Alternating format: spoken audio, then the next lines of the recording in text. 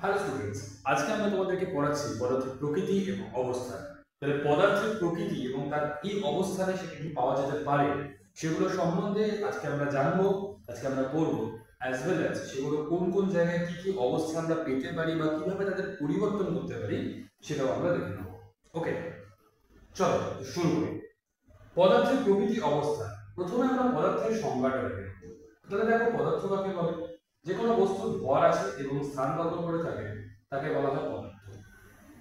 যেরকম hydrogen, oxygen, চিনি, বালি, বায়ু, জল ইত্যাদি ছোট ক্ষুদ্র কণা পদার্থ তৈরি করে এবং মধ্যবর্তী স্থানের কারণে পদার্থ একে অপরের প্রতি আকৃষ্ট হয়।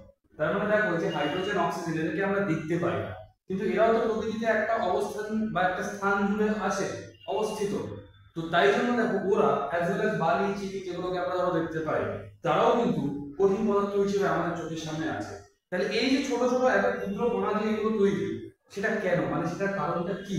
তার কারণটা হচ্ছে এদের মধ্যে আন্তরাণবিক আকর্ষণ বল অত্যন্ত বেশি, তাই জন্য আন্তরাণবিক ফাঁক খুব কম, এবং দ্যাটস ওয়াই এরা একসঙ্গে জমাটবদ্ধ অবস্থায় থাকে, এবং সেই থাকার জন্যই কিন্তু এদেরকে আমরা আলাদা আলাদা করে তিনটে অবস্থায় পাই, দ্যাট ইজ কঠিন, তরল এবং গ্যাসীয়।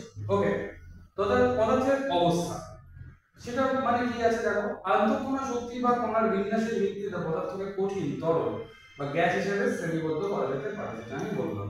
পদার্থের তিনটি রূপ চাপ এবং তাপমাত্রা বৃদ্ধি বা হ্রাস করে এবং আন্তঃ পরিবর্তনযোগ্য, মানে যেটা আমি বলছিলাম যে পদার্থকে আমরা কোন অবস্থায় কিভাবে দেখবো, তার সঙ্গে সঙ্গে সেটাকে আমরা এক অবস্থা থেকে অন্য অবস্থায় পরিবর্তন কিভাবে করব, তাই জন্য হচ্ছে আন্তঃ পরিবর্তনযোগ্য। উদাহরণস্বরূপ তাপমাত্রা বৃদ্ধি করে বরফ কঠিন থেকে তরলে রূপান্তরিত হতে পারে, অ্যাজ ওয়েল অ্যাজ তরলটা বা জলটা আবার তাপমাত্রা বৃদ্ধি করে দিলে গ্যাস বা বাষ্পে রূপান্তরিত হতে পারে। তার মানে এই যে বরফ, এই যে জল, এই যে বাষ্প, এটা সবটাই কিন্তু একটা পদার্থেরই আন্তঃপরিবর্তনশীল যোগ্যতার জন্যই হচ্ছে, এবং অর্থাৎ এরা নিজেরা নিজেদের মধ্যে থেকে পরিবর্তনশীল বা পরিবর্তন হতে পারে। ওকে, এটা হচ্ছে আমাদের তিন ধরনের পদার্থের অবস্থা। দেখো, একদম এর মধ্যে গ্যাসের অণু এগুলো, ঠিক আছে, গ্যাসের অণু, এর মধ্যে দেখো আন্তঃনালিক ফাঁক প্রচন্ড বেশি, প্রচন্ড বেশি। তার মানে এর মধ্যে দিয়ে কি হবে,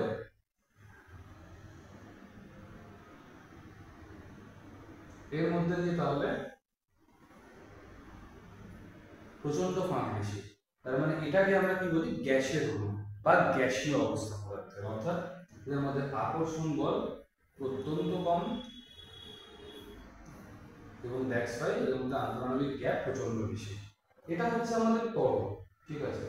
এদের মধ্যে দেখো আকর্ষণ বল আছে, কিন্তু ওটার মতো অতটা বেশি না। ওকে,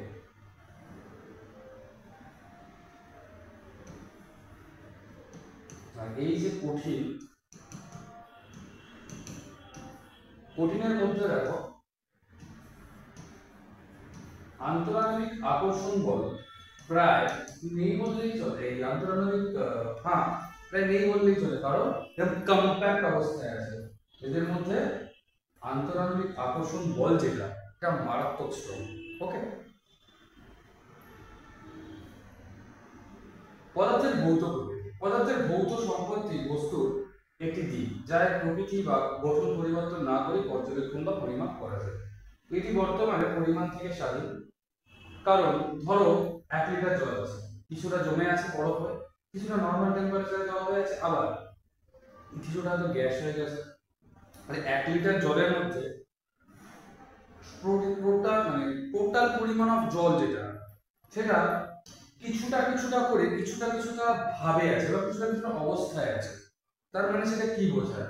তার মানে সেটা বোঝায় যে পদার্থটা কঠিনও হতে পারে, তরলও হতে পারে, গ্যাসও হতে পারে, কিন্তু সেটা ওর পরিমাণের উপর নির্ভর করে না। ওকে, এটি শারীরিক বৈশিষ্ট্যগুলোর মধ্যে রয়েছে চেহারা, রং, গন্ধ, ঘনত্ব, গঠন, গলনাঙ্ক, স্ফুটনাঙ্ক, দ্রবণীয়তা, এইগুলো। পদার্থের কণার বৈশিষ্ট্য কি? কণাগুলোর মধ্যে হালকা ফাঁক আছে, এটা অন্য পদার্থের থেকে দ্রবণীয়তার পেছনে একটি ধারণা। চিনিতে তুমি যদি মানে জলে তুমি যদি চিনি দাও, তাহলে চিনি স্তর বৃদ্ধি পায় না, কারণ চিনির মধ্যে জলের কণাগুলো অন্তঃকোণের মধ্যে প্রবেশ করে যায়। আমি যখন জলের মধ্যে চিনিটা দিলাম, চিনিটাকে গুলবো বলে, এটা একটা দ্রবণ তৈরি হয়, যেখানে দ্রাবক হচ্ছে জল আর দ্রাবক হচ্ছে চিনি। তাহলে দ্রবণটা যখন আমার সিমিলারলি তৈরি হয়, চিনির কণাগুলো ওর মধ্যে গলে যায় কিভাবে?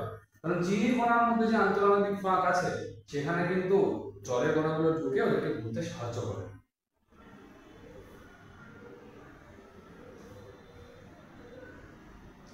পদার্থের কণা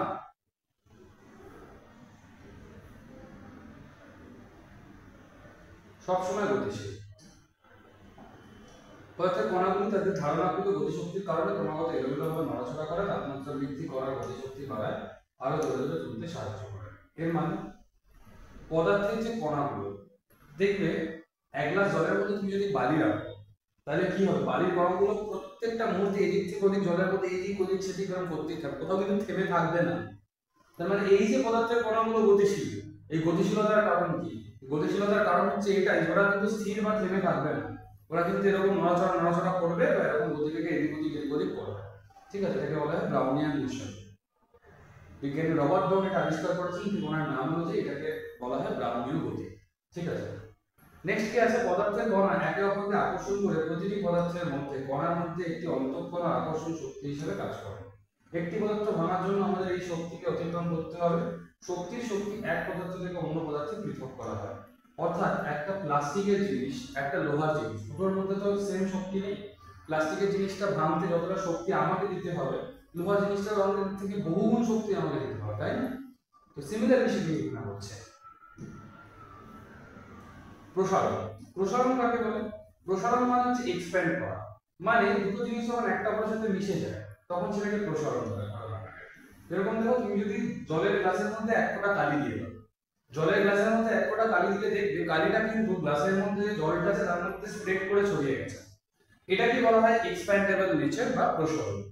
পদার্থের অবস্থার উপর তাপমাত্রার পরিবর্তনের প্রভাব। দেখো, তাপমাত্রা বাড়ার সাথে সাথে পদার্থের কণাগুলোর গতিশক্তি বাড়বে এবং তারা উচ্চ শক্তিতে কম্পন শুরু করবে, অর্থাৎ কণাগুলোর মধ্যে আকর্ষণের আন্তঃকণা শক্তি হ্রাস পাবে এবং কণাগুলো তাদের থেকে বিচ্ছিন্ন হয়ে অবাধে এদিক ওদিক চলতে শুরু করবে। তাপমাত্রা বেড়ে যাওয়া মানে কি? তরলটা এখন আস্তে আস্তে গ্যাসে পরিণত হচ্ছে, তাহলে গ্যাসের মধ্যে তো আন্তঃনালিক ফাঁক বেশি, বা তার মধ্যে যে আকর্ষণ বলটা, সেই আকর্ষণ বলটা তো গ্যাসের মধ্যে কি অনেক কম, তাই জন্য এই গতিশক্তিটা আস্তে করে বেড়ে যাবে। ঠিক আছে, যখনই আমি তাপমাত্রা বাড়ছে গতিশক্তিটা বেড়ে যাচ্ছে, কণাগুলো বিভৎস নড়াচড়া করছে। ফলস্বরূপ পদার্থের অবস্থা পরিবর্তিত হতে শুরু করে। কঠিন পদার্থগুলি তরল গঠনের জন্য একটি পর্যায়ে পরিবর্তন করে, একইভাবে তরলগুলিও গ্যাসের গঠনে একটি পর্যায়ে পরিবর্তন। গলনাঙ্ক হিমাঙ্ক। তাহলে গলনাঙ্ক হিমাঙ্ক কাকে বলা হয়? গলনাঙ্ক মানে যে জিনিসটা হবে হচ্ছে কি আমার গলন, আর হিমাঙ্ক মানে যেটা হবে কি হচ্ছে আমার তরল থেকে কঠিন। তাহলে গলন তো একটা ঘটনা, হিম একটা ঘটনা। তাহলে গলনাঙ্ক হিমাঙ্ক বলতে কি বোঝায়? গলনাঙ্ক ইজ দ্যাট পার্টিকুলার টেম্পারেচার যে উষ্ণতায় একটা তরল কঠিনে পরিণত হওয়া শুরু করে। ঠিক আছে, সেটাকে আমরা বলি হিমাঙ্ক। আর যে উষ্ণতায় একটা কঠিন তরলে পরিণত হওয়া শুরু হয় সেটাকে আমরা বলি গলনাঙ্ক। চলো দেখি কি বলছে। বায়ুমণ্ডলীয় চাপে কঠিন বলে তরলে পরিণত হয়। গলনাঙ্কে দুটি পর্যায় অর্থাৎ কঠিন এবং তরল সাম্য অবস্থায় থাকে এবং একই বিন্দুতে কঠিন অবস্থা এবং তরল অবস্থা উভয় একই সাথে বিদ্যমান থাকে। হিমাঙ্ক যখন দুটি পরমাণু একটি ভারী পরমাণু তৈরি করতে সংঘর্ষ করে, যেরকম দুটি হাইড্রোজেন পরমাণু একত্রিত একটি হিলিয়াম পরমাণু তৈরি করে, এই প্রক্রিয়াটিকে ফিউশন বলে। প্রচুর পরিমাণে শক্তি উৎপন্ন হয়, বিজারণের সময় বহুগুণ বেশি এবং শক্তি সূর্যকে পাওয়া যায়। অধিকন্তু একটি তেজস্ক্রিয় বিদ্যমান পরমাণু তৈরি করে না, যে গলনাঙ্কে বরফ একটি কঠিন জলে পরিণত হয়, একটি তরলে তাহলে 32 degree Fahrenheit. That is Himank. তার মানে হিমাঙ্ক মানে আমরা কি বুঝলাম? ধরো এই আমার এক বোতল জল আছে, এটাকে আমি হিম খাওয়াবো বা ফ্রিজে রাখলাম, তাহলে যে টেম্পারেচারে এই জলটা কঠিনে পরিণত হতে থাকবে সেই টেম্পারেচারটাকে আমি বলবো হিমাঙ্ক। সিমিলারলি যদি আমি উল্টোটা করি, ফ্রিজ থেকে বরফটা বার করলাম, যেটা গ্লাসে রাখলে জল হয়ে যাচ্ছে, তাহলে সেটাকে আমি বলবো গলনাঙ্ক। ওকে,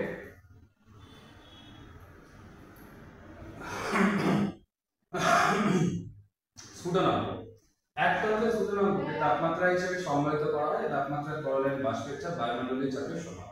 তাহলে স্ফুটনাঙ্ক জিনিসটাকে, এটা হচ্ছে তাই ওই একটা পার্টিকুলার টেম্পারেচার, যে টেম্পারেচারে তরল কিন্তু গ্যাসে পরিণত হতে পারে। গলনের লিন তাপ, বাষ্পীভবনের লিন তাপ, যা মানে কি, লিন তাপ হচ্ছে এমন একটা তাপ, লিন তাপ হচ্ছে এমন একটা তাপ যেটা পদার্থের শুধুমাত্র অবস্থার পরিবর্তন করে, তাপমাত্রার পরিবর্তন করে না। অর্থাৎ ধরো একটা কঠিন পদার্থ বরফ আছে, তাহলে 0°C উষ্ণতায় 1 গ্রাম বরফকে যদি আমি 1 গ্রাম জলে পরিণত করি, তাতে যে পরিমাণ তাপ লাগবে সেটা হচ্ছে আমার গলনের লিন তাপ। সিমিলারলি 100°C উষ্ণতায় আমি যদি 1 গ্রাম জলকে 1 গ্রাম বাষ্পে পরিণত করি, তাহলে আমার যে তাপটা লাগবে সেটাকে বলবো বাষ্পীভবনের লিন তাপ। ওকে,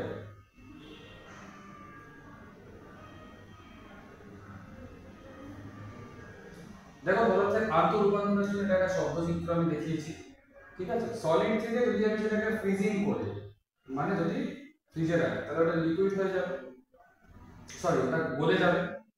যদি আমি মেল্টিং করি আর ফ্রিজিং করি, তাহলে লিকুইডটা আবার সলিড হয়ে যাবে। সলিড থেকে যদি ডিরেক্ট আমি গ্যাসে পরিণত করি, তাহলে সেটাকে সাবলিমেশন বা ঊর্ধ্বপাতন বলা হয়। আবার গ্যাসটাকে যদি আমি ডিপোজিট করি, তাহলে সেটা ডিপোজিশন আবার সলিডে পরিণত হয়ে যাবে। সিমিলারলি লিকুইডটাকে যদি আমি এখন টেম্পারেচার বাড়িয়ে দিই, তাহলে ইভাপোরেশন তো বাষ্পীভূত হয়ে যাবে, আর কনডেনসেশন করলে ওই গ্যাসটা আবার গলে তরলে পরিণত হয়ে যাবে, ঠিক আছে।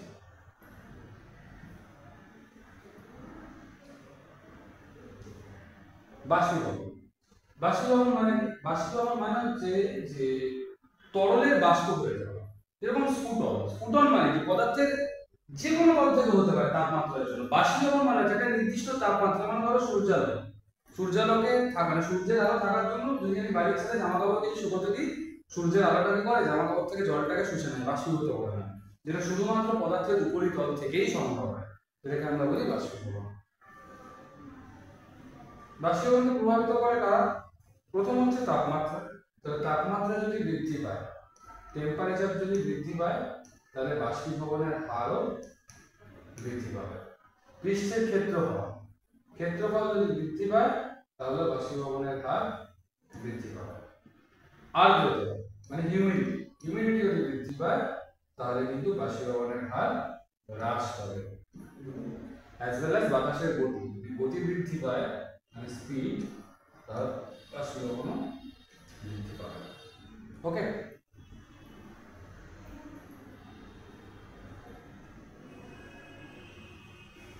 বাষ্পীভবনের কারণে শীতল করণ। বাষ্পীভবনের সময় তরলের কণাগুলি আশেপাশের থেকে শক্তি শোষণ করে আকর্ষণের অন্তঃকণা শক্তিগুলিকে অতিক্রম করতে চায়, পর্যায় পরিবর্তনের মধ্যে দিয়ে যায়। চারপাশ থেকে তাপ শোষণ চারপাশকে শীতল করে দেয়, যেমন ঘাম আমাদের শরীরকে ঠান্ডা করে। ইভাপোরেটিভ কুলিং এর কি প্রয়োগ? জল ঠান্ডা রাখার জন্য মাটির পাত্রে রাখা হয়, এটা আমরা জানি। বা আগেকার দিনে আমাদের গ্রামের বাড়িগুলোতে যেরকম জ্বালা থাকে, সেই জ্বালা বা সেই কলসির মধ্যে জল রাখা হতো ঠান্ডা থাকে বলে। কেন এটা হতো? কারণ সুতির কাপড়ের ছিদ্রের মতো মাটির পাত্রের পৃষ্ঠের ছিদ্রগুলি আর বাষ্পীভবনের অনুমতি দেয়। তার মানে ওই যে জ্বালাটা, ওই যে কলসিটা, সুতির কাপড়ে যেমন ছোট ছোট ছিদ্র থাকে, ঠিক সেরকম ওই জ্বালাটার মধ্যেও থাকে, মাটির পাত্রতেও থাকে। তো সেটা কি হয়, যখন আমাদের প্রচুর ঘাম হয়, তখন আমাদের মানে আমরা যদি খালি গায়ে পাখার তলায় দাঁড়াই, তাহলে কিরকম একটা ঠান্ডা ঠান্ডা অনুভূত হয় না? পাখার হাওয়াটা কি করে, আমাদের শরীর থেকে ঘামটাকে শোষণ করে, এবং এখানে যে তাপ বা লিন তাপটা প্রয়োজন, সেটা কিন্তু আমাদের শরীর থেকেই যাচ্ছে, তাই জন্য হচ্ছে জিনিসটা, ঠিক আছে। তো সিমিলারলি যখন আমরা মাটির কলসিতে জল রাখছি, সেখানে মাটির কলসিটা ছোট ছোট কিছু সূক্ষ্ম ছিদ্র থাকছে। দ্যাটস ওয়াই ওদের মধ্যে যে বাষ্পীভূত হয়ে কিছুটা পরিমাণ গরমটা বেরিয়ে যাচ্ছে, দ্যাটস ওয়াই জলটা ঠান্ডা হচ্ছে। লাইক গ্রীষ্মকালে আমরা সুতির পোশাক পরি যাতে গরম কম লাগে, সুতির পোশাকের মধ্যে যাতে হাওয়া বাতাস পাস করতে পারে। শীতকালে আমরা তুলো বা পশমের পোশাক পরি, কারণ যেগুলো হচ্ছে একদম জল শোষণ করতে পারে, বা যেগুলো হচ্ছে প্রচন্ড পরিমাণে আমাদেরকে গরম প্রোভাইড করবে, ঠিক আছে। Okay, students, thank you for your observation, for your patience. Okay.